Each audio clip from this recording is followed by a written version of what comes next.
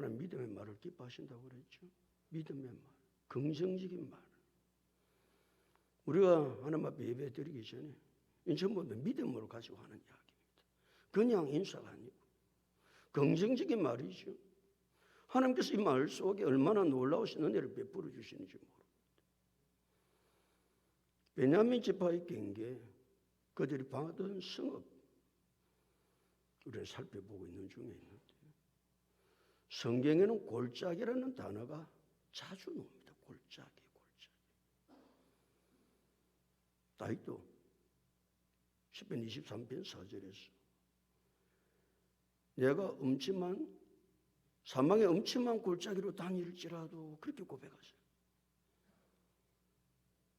내가 사망의 음침한 골짜기를 다닐지도 내가 해를 두려워하지 않을 것은 주께서 나와 함께 하십니다.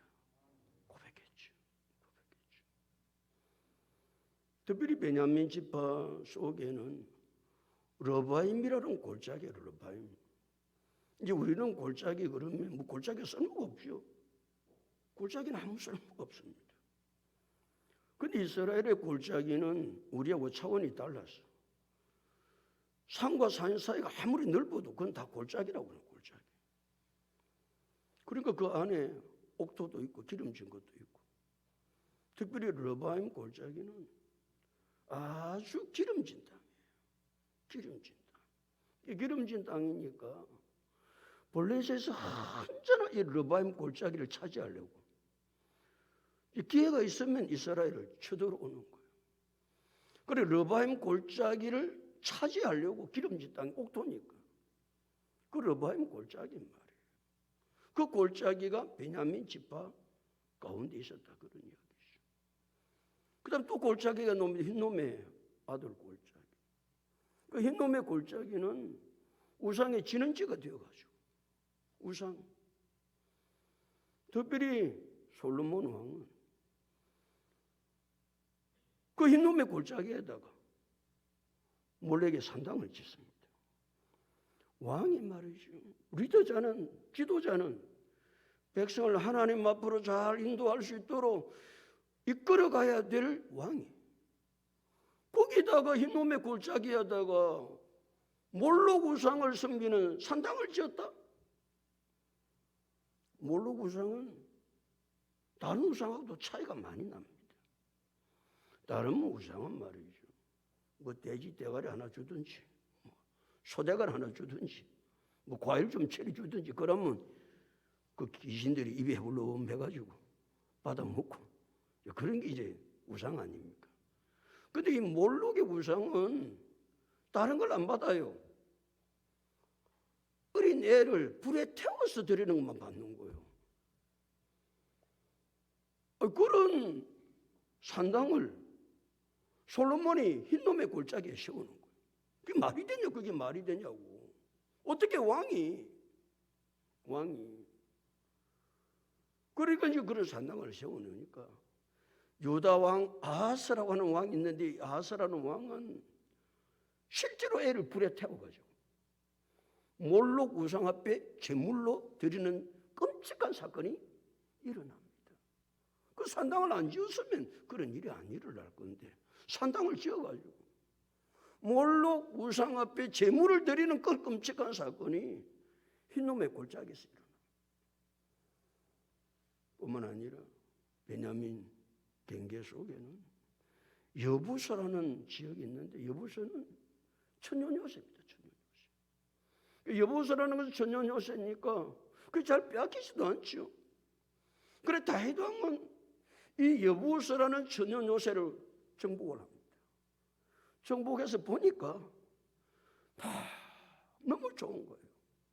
그래서 다윗 왕은 수도를 여부서로 옮겨서 여부서라는 이름을 안 하고 예루살렘이라는 이름을 바꾸어서 오늘까지 내려오게 된 것이 이스라엘의 수도였다. 끝까지 지난 시간에 말씀을 드리고 오늘 19절입니다. 19절 다 같이 읽어볼까요? 시작.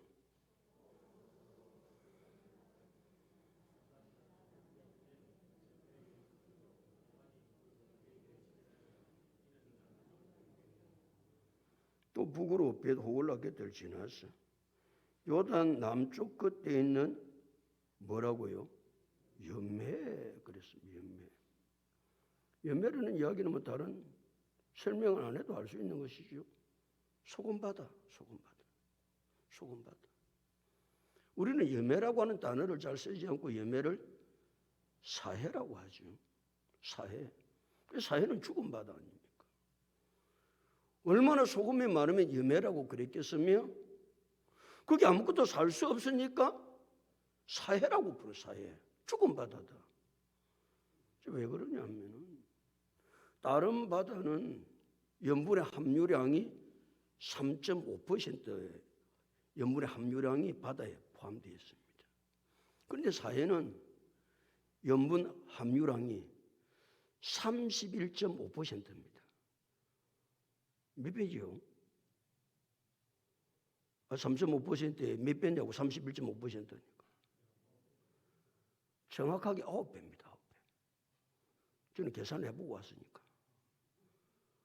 그러니까 염매는 염분 함유량이 31.5%예요. 31.5%가 거기에는 아무것도 살 수가 없는 곳이에요. 그게 염매라고 그러는 거예요. 염매. 거기는 들어가면 사람이 둥둥둥둥 떠잖아요. 아무리 수영을 못 해도. 사해 안에 들어가면 동동동동 떠다니고 다니고.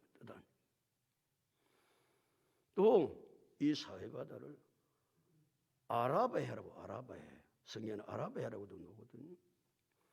이 아라베해는 이 사해의 서쪽에 지중해가 있습니다. 서쪽에 지중해가 있는데 지중해보다 해수면이 이 사해는 약 380m 정도 낮습니다. 380m. 그러니까 이 세계에서 해수면이 가장 낮은 바다는 사해입니다. 사해. 이 사해바다 사해 말이에요. 그런데 사해에 이제 많은 강물들이 유입이 돼요. 특별히 제일 많이 유입되는 강은 요단 강물이 유입이 많이 돼요. 요단 강물뿐만 아니라 이 사해에는 많은 강물들이 유입이 됩니다. 그런데 놀라운 것은 수위가 하나도 변함이 없는 거예요. 흘러가는 데도 없는데 신기할 정도로 사해는 수위가 올라가지는 않는 그렇게 물이 많이 유입되면 뭐가 좀 물이 늘어나고 왜냐하면 흘러가는 데가 없으니까 마지막 갇혀있는 곳이 사해거든요. 신비한 바다가 어디에 있느냐? 베냐민 지파의 지경 가운데 있다. 그 사해를 이야기하는 것이죠. 20절 다 같이 읽어볼까요? 20절 다 같이 읽습니다. 시작.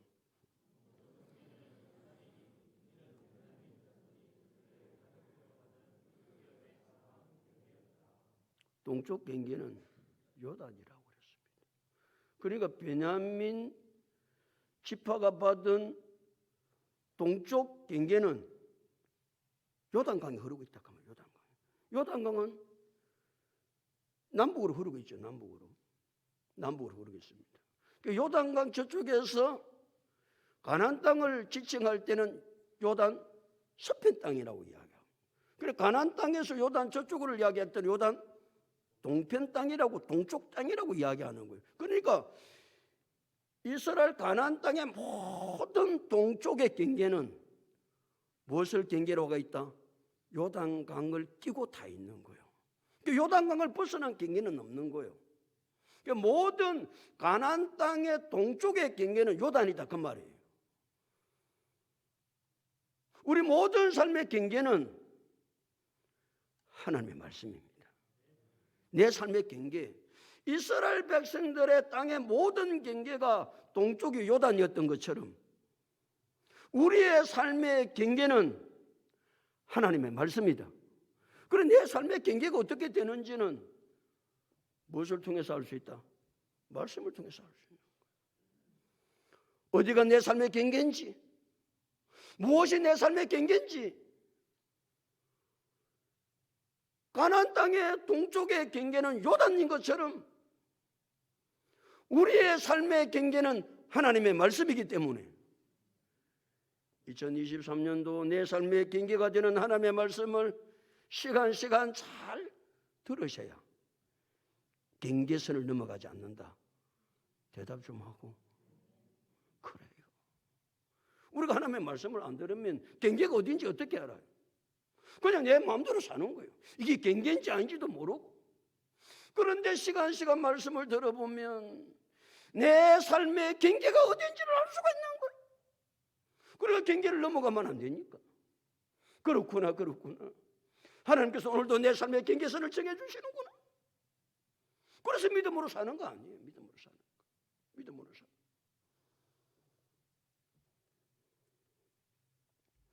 그 사방 그들의 가족들을 받은 기업의 사방 경계였더라. 경계를 쭉 이야기하고 있는 것이죠. 21절부터 24절까지. 21절 한번 보죠. 21절 다 같이 읽습니다. 시작.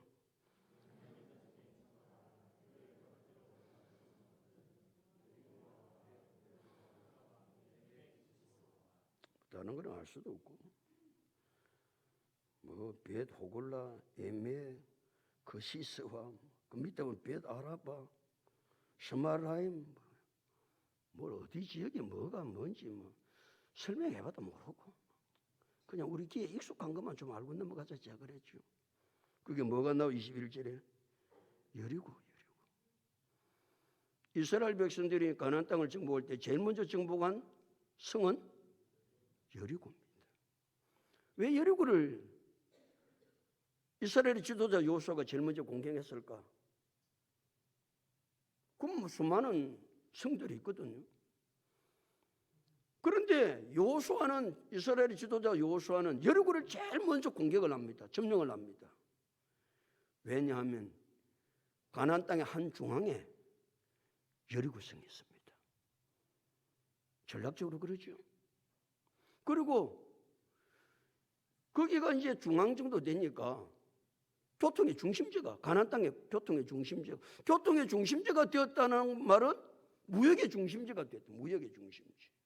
그리고 이 여리고에는 큰 샘이 흐르고 있어요. 큰 샘이. 그러니까 이제 이스라엘 지도자 여호수아는 전략적으로 제일 먼저 가나안 땅을 점령할 때, 그래서 여리고성을 점령을 하게 됩니다. 그럼 22절에 벳 아라바와 스마라임과 뭐가? 베델과. 베델은 어떤 곳입니까? 야곱이 외삼촌 바단 아람의 집으로 가다가 해가 저물어서 노숙을 하죠. 잠을 잡니다. 잠을 자는데 꿈에 하나님이 나타나십니다. 하나님. 꿈에라도 하나님은 만나셔야 안 되겠어요? 실제로 만난다 그 말 아닙니까? 예배 시간마다 목사님 꿈에 하나님을 만나요. 우리는 시간 안에 만나는데. 그래요. 그러니까 하나님을 만났던 야곱은 그 은혜를 주체를 할 수가 없는 거예요. 불안하고 초조하고 내가 어떻게 외삼촌 집에 갈까? 그런 염려와 근심이 가득 찼던 야곱인데, 야곱의 모든 근심과 걱정과 두려움은 누구를 만남으로 해결되었다? 하나님을 만남으로 해결되었다. 할렐루야. 하나님을 만나면요, 염려, 두려움, 근심, 걱정 모든 것이 다 해결되는 줄로 믿습니다. 하나님 만나면요, 겁나는 게 아무것도 없지요. 하나님 만나면 겁나는 게 아무것도 없습니다. 세상이 두렵지 않습니다. 그래서 하나님을 만나야 되는 거예요. 하나님을 만나야 염려, 근심, 걱정, 두려움. 그러니까 야곱은 베델에서 하나님을 만나고 나니까 그 인생에 아무런 염려, 근심, 걱정, 바단 아람으로 어떻게 내가 가지? 그것도 하나도 걱정도 안 되는 거예요. 우리가 하나님을 만나면 내 인생을 어떻게 살지? 걱정 안 하고 살아갈 수 있습니다. 그래서 야곱은 원래는 이 땅이 무슨 땅입니까? 이름이. 오늘의 이 땅 이름이 뭐냐고. 그러면 몰라도 괜찮기는 하지만 루스였습니다. 루스였는데 루스라는 땅, 하나님을 꿈에 만나고 난 이후에 야곱은 그 루스 땅이라 할 수가 없는 거예요. 그 은혜가 너무 커서. 그래서 이름을 무엇이라 바꾸었다? 베델이라고 바꿨습니다. 베델의 이름의 뜻이 무엇입니까? 하나님의 집입니다. 그런 놀라운 은혜를 누렸던 곳이다 그 말이에요.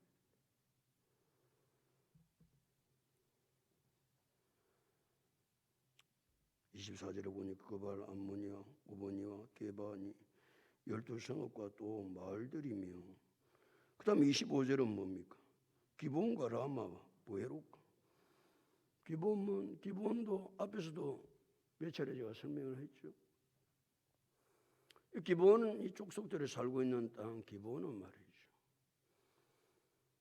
요소하고 거짓말을 해가지고 하천 조약을 맺잖아요. 그래서 멸망은 안 당합니다. 그러나 이들은 이스라엘의 노예가 되어서 삶을 살아가고 있었던 지역이 기본. 그 다음에 26절에 보면 미스베와, 그런데 이 미스베라는 지역은 미스바라는 곳입니다. 미스바라는 곳은 말이죠, 이스라엘 백성들이 하나님 앞에 바르게 살지 못하다가 이스라엘의 지도자 사무엘이 이 백성들로 하여금 회개를 시켜야 되겠다. 회개를. 그래서 이스라엘 백성들을 전부 다 미스바로 불러 모읍니다. 사무엘이 말이죠. 사무엘이 이스라엘 백성들로 하여금 미스바에 불러 모아서 정결한 예식을 행하고 금식합니다. 오늘부터 금식이다. 금식. 왜 금식을 해야 되느냐? 우리가 하나님 앞에 바르게 살지 못한 것 철저하게 회개. 사람이 밥을 먹고 뭐 힘이 나면 회개가 잘 안 된대. 금식하고 말이죠. 아무것도 먹을 게 없고 뭐 그러면 그때서 뭐 사람이 뭐 정신이 든. 그래서 이스라엘 백성들 하여금 미스바에 모여서 회개 운동을 펼치는 거예요. 회개 운동. 교회는 미스바가 되어야 한다. 2023년 우리의 삶들 속에 이 미스바, 일주일 동안에 내가 하나님의 뜻대로 살지 못한 것, 하나님 앞에 찾아 나와 예수님의 십자가의 보혈로 정결함을 입고 오늘 우리 찬양대가 말이죠, 그 찬양한 것, 그 찬양의 내용이 무엇입니까? 우리의 죄를 등에서 서가 문 것 같이 해준다는 그런 내용의 찬양, 그런 내용의 찬양을 했어요. 하나님께서 우리의 허물과 죄악을 우리가 회개할 때 정결하게 하시고 깨끗하게 하시고, 그래 이스라엘 백성들 이대로 나누면 안 되겠다는 지도자 사무엘은 이스라엘 백성들로 하여금 미스바에 모이게 하는 거예요. 미스바에 금식을 선포합니다. 그래 회개를 한다고 이스라엘 백성들이 미스바에 다 모여 있으니까. 블레셋이 가만히 생각할 때, 야, 이 딱 도관했던 지와 갖고 한참에 다 죽일 수 있겠다 싶어서 블레셋이 공격을 시작합니다. 블레셋이 공격을 시작하니까 이스라엘 백성들은 두려워 떨었다 그랬습니다. 왜요? 블레셋이 얼마나 전쟁을 잘하는 호전적인 이 족속인지 모릅니다. 그러니까 블레셋은 뭐 기회가 있으면 싸우는 거예요. 이들은 기회만 있으면 블레셋은. 그러니까 이제 이 블레셋이 이제 공격을 해오니까 뭐 이스라엘 백성들은 지금 뭐 하기 위해서 모였는데, 회개하기 위해서 모였는데 무슨 무기가 있나 뭐가 있나. 근데 블레셋은 호전적인 이 싸움을 잘하는 이 인생들이 쳐들어오니까 백성들이 두려워서 줄 줄을 모르는 거예요. 두려워서. 두려움이 가득 찾아온 거예요. 위기를 만난 것이죠. 위기는 우리에게는 무엇이다? 오늘 낮에 내가 설교했죠. 위기는 무엇이다? 기회다. 무슨 기회다? 하나님을 찾고 하나님께 구할 수 있는 기회다. 그때 이스라엘 백성들은 큰일 났다, 우리가 망했다, 그렇게 하지 않습니다. 이스라엘 백성들은 지도자 사무엘에게 지금 블레셋이 우리를 공격해 오니까 사무엘 선지자여, 쉬지 말고 여호와께 부르짖어 기도합시다. 할렐루야. 그렇죠? 두려움의 위기가 찾아왔습니다. 죽음의 위기가 찾아왔습니다. 그때 이스라엘 백성들은 두렵기는 해도 거기에서 낙심하고 좌절하고 엎드려지지 않습니다. 우리가 쉬지 않고 여호와께 부르짖어 기도합시다.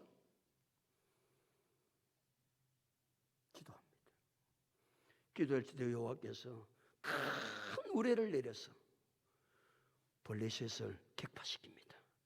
다 죽입니다. 하나님께서 어떻게 역사하시는가를 그들의 눈으로 목도했던 이스라엘 백성들과 사무엘 선지자는 미스바와 센 사이에 기념돌을 세웁니다. 기념비를 세운다고요. 기념비를. 왜? 하나님이 하셨다고, 하나님 은혜를 베풀어 주셨다. 그래서 그 기념돌을 무엇이라고 했다? 에벤 에셀이라 했다.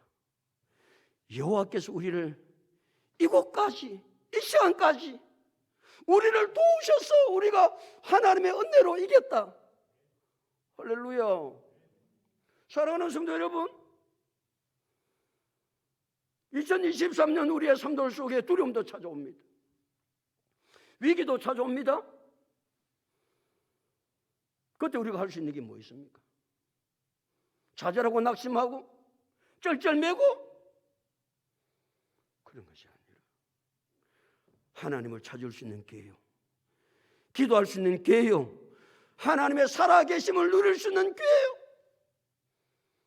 그래서 우리가 하나님의 은혜를 누리고 나서 무슨 기념비를 세운다? 에벤에셀의 기념비를 세워야 되지 않겠습니까? 2023년 우리가 살아갈 때 말이죠, 하나님께서 놀라우신 은혜를 베풀어 주셨어. 주님 은혜 때문에 이 시간 이곳까지 내가 왔습니다. 에벤에셀입니다. 그 고백을 우리가 할 수 있다고 한다면, 그런 은혜를 누릴 수 있다고 한다면 2023년 멋있는 한 해가 되지 않겠습니까? 사랑하는 성도 여러분, 망할 것 같아도, 엎드러질 것 같아도 이스라엘 백성들은 독 아래 든 쥐였습니다. 그들에게 일시적으로 두려움이 찾아왔습니다. 인간이기 때문에. 그러나 그 두려움에 그들은 사로잡히지 않았습니다. 지도자 여호수아한테 요구합니다. 우리가 쉬지 않고 여호와께 부르짖읍시다. 그래서 하나님의 은혜로 큰 우레를 내려 블레셋은 격파되고 미스바와 센 사이에 에벤에셀의 기념비를 세웠던 것처럼 2023년 그런 한 해가 될 수 있기를 예수 그리스도 이름으로 축복합니다.